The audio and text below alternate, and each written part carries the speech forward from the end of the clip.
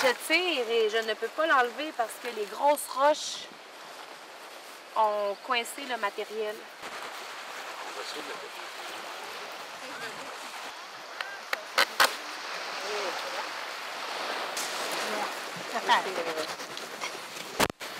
Réaliser que ce qu'on consomme a un impact direct dans notre environnement, puis voire même jusqu'au milieu marin.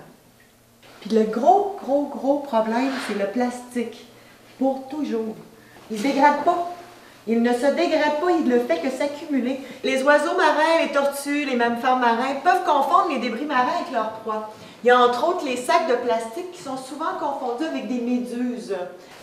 Juste au Québec, OK, c'est entre 1,4 et 2,7 milliards de sacs de plastique qui seraient distribués chaque année.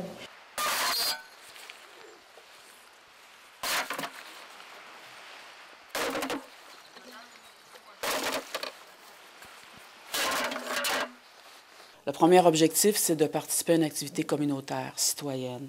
Le deuxième grand objectif, c'est naturellement de connaître, d'augmenter notre connaissance sur le fleuve, sur les berges, sur les plages, sur les écosystèmes.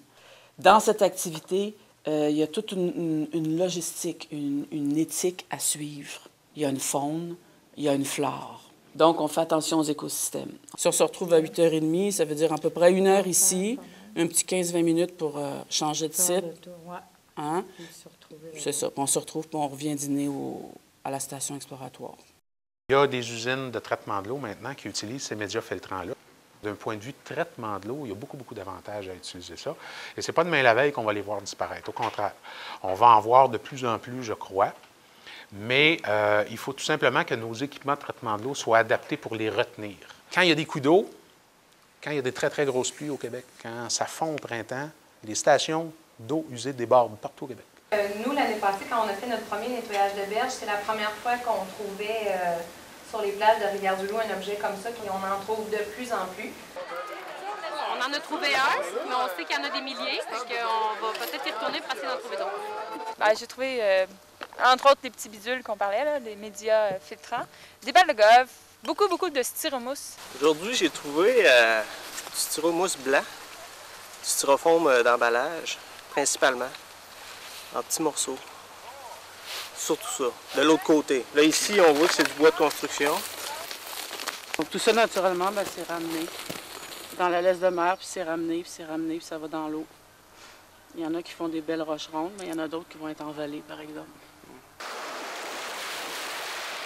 L'achat de bouteilles par les citoyens, c'est plutôt par le marketing. Je suis convaincu que les usines d'épuration municipales font de l'eau aussi bonne que l'eau embouteillée. Une simple filtration sur charbon actif déclare totalement et entièrement l'eau. Un filtre Brita. Dans le fond, ça fait créer plus de plastique à faire. Donc, si on en regarde en globalité, c'est plus de pollution que de pratique.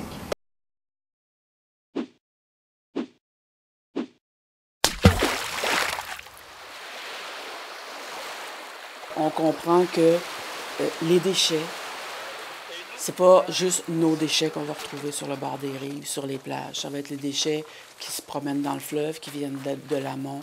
Les déchets peuvent venir de la côte nord, mais c'est aussi nos déchets. Et nos déchets peuvent se rendre de l'autre côté. Donc, quand on fait un nettoyage, on pense citoyen, on pense communautaire.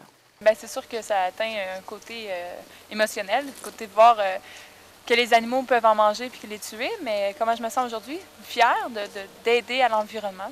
Ouais. Après le nettoyage, on va avoir ramassé beaucoup de déchets. Bon, donc là, ça va être très important de gérer ces déchets-là. La ville va venir nous aider. On va s'arranger pour que les déchets qu'on a ramassés ne reviennent pas sur la plage.